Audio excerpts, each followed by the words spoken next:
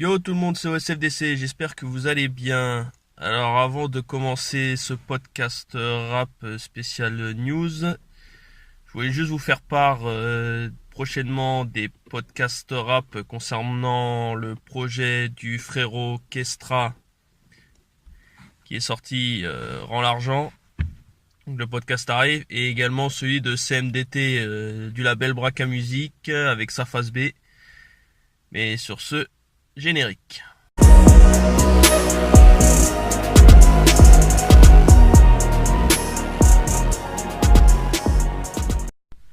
Alors la première news concerne Seth Gecko. Vous l'avez tous lu certainement, mais Seth Gecko a fermé son bar à Phuket. Il quitte la Thaïlande officiellement. Alors c'est vrai que ceux qui ont suivi comme moi les petites interviews par-ci par-là de promotion pour Destroy ont vu qu'il a profité d'une bonne expérience pendant au moins 10 ans là-bas. Ça lui a permis d'enrichir une autre vision du monde, de nouvelles traditions, de nouvelles expériences, même culinaires, ce qui l'a poussé à ouvrir, je crois que c'est à Pontoise, son restaurant.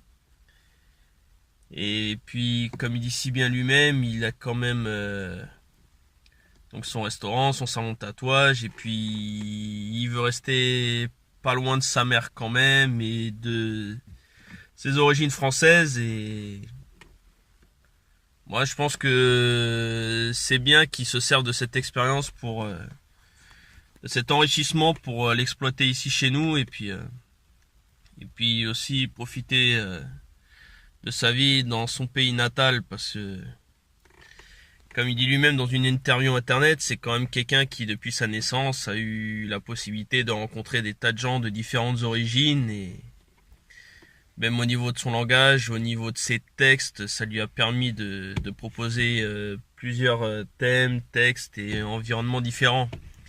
Que ce soit pour le côté manouche, le côté Destroy, le côté Phuket, Pattaya, la Thaïlande, etc. Et franchement, je pense que on peut le dire, ça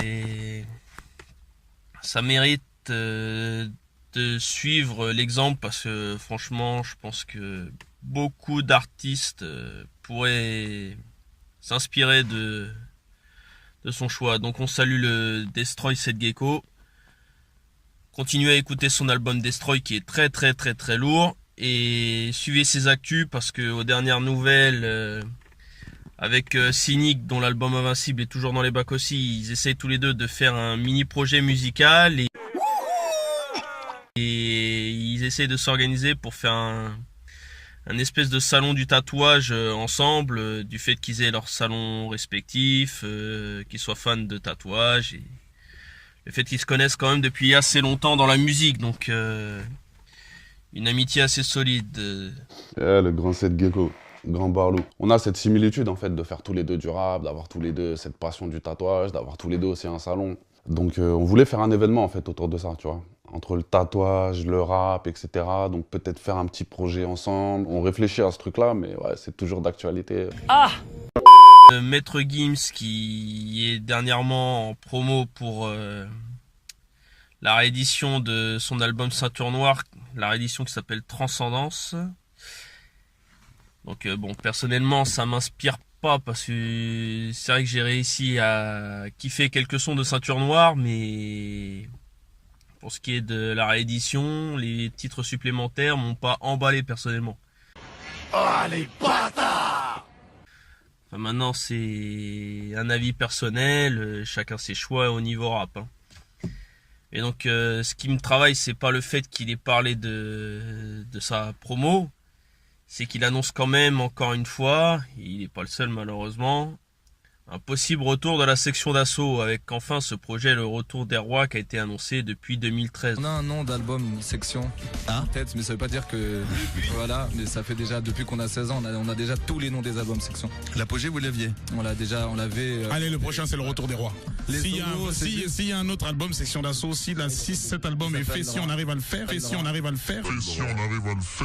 il s'appellera le retour des rois. Une fois que, voilà. Donc là, on sans prétention, c'est en référence au Seigneur des Anneaux. Après tous les solos, le retour des rois. Donc ça fait au moins 6 ans qu'ils en parlent.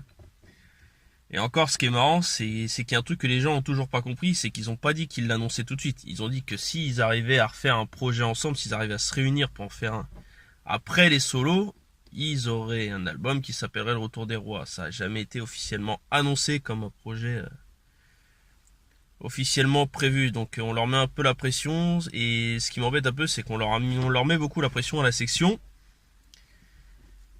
Parce que ça me rappelle ce qui s'est passé avec NTM. On les a emmerdés à vouloir faire un 4e album depuis le fameux album NTM Le Clash For My People contre BOSS.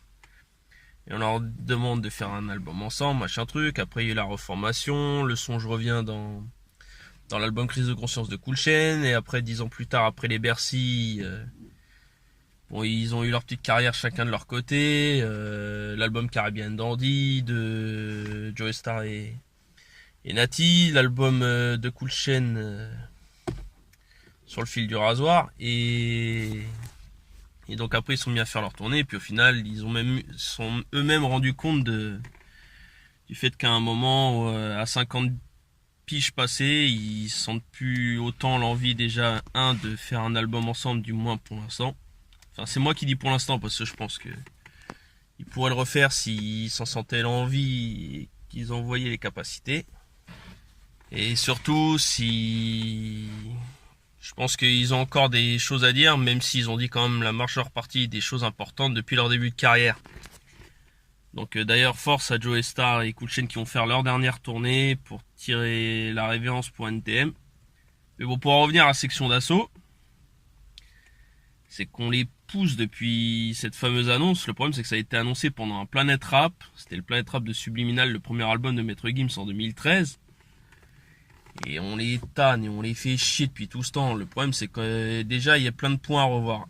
Il y a encore des artistes signés chez Watibé comme J.R. Chrome, mais je crois qu'il y a Doomams aussi qui est signé chez Watibé. Donc après c'est des trucs qui vont encore jouer contre Dawala. Il y a Maska qui a sorti son projet, qui a quand même sorti Préliminaire volume 1 et 2, et je pense qu'il est encore sur un autre projet. T'as Lefa qui avait sorti un de ses albums comme 3 du mat, et là dernièrement il a sorti aussi un EP 4 titres qui s'appelle Next Album dans mon phone, donc logiquement je suppose qu'il travaille sur un autre album solo à côté. Il y a Barakadama qui lui a quitté Watibé pour créer sa propre structure pour pouvoir enfin sortir des albums à son compte. Après il reste qui? Il y a Black M sur son album, et il travaille sur son 3e album, mais on sait même pas s'il est encore chez Watibé ou pas.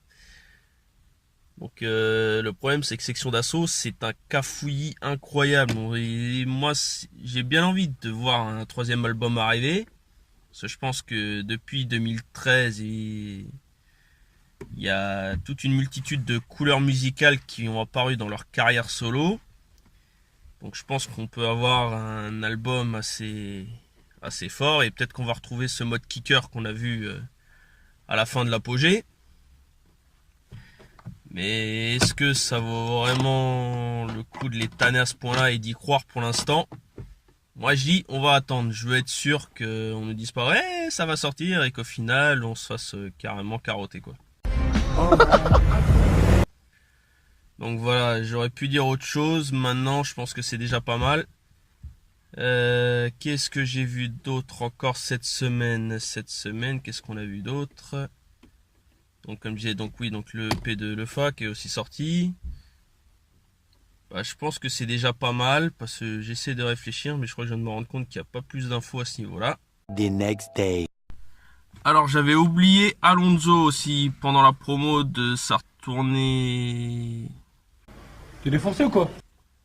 Enfin, pour la sortie de son album Stone, Alonso qui annonce quand même, quand on lui pose la question sur les psychiatres, l'annonce de l'arrivée d'un album du groupe. Dernier album qui était 4e dimension, si je me rappelle exactement du nom. Et donc le trio marseillais, malgré le décès de leur DJ Sia Style, devrait se reformer. Ce à quoi je ne me serais pas spécialement attendu après ça. Justement, je pensais que ça les marquerait au point d'avoir du mal à refaire un album réellement en groupe. Mais il s'avère que ce serait un album qui rendrait hommage justement à leurs DJ et amis. Alors moi je vote pour, parce que si on peut voir un retour de la section, pourquoi pas un retour des psychiatres. Donc maintenant c'est à vous de juger, mais je pense que le parcours, que ce soit celui de Sopra, de Alonso et même un peu secret de Vincenzo, c'est quand même des parcours mémorables, et il faut savoir que le groupe a réussi à garder des gros classiques derrière lui. Donc voilà, sur ce, maintenant à vous de juger. Merci à ceux qui ont suivi ce podcast rap. N'hésitez pas à lâcher le pouce bleu si vous validez, le pouce bas si vous validez pas. Hashtag on s'en fout si vous en battez les couilles. Pour rappel, comme j'ai dit, prochain podcast sur Keustra et son projet Rend l'argent prochainement, ainsi que celui de CMDT, sa phase B, qui est dispo sur le site bracamusic.com. D'ailleurs, rappel pour bracamusic.com, n'oubliez pas que le projet phase B également de Movila est toujours dispo. Sur ce, je vous retrouve très vite pour de prochains podcasts, et sur ce, tchouka!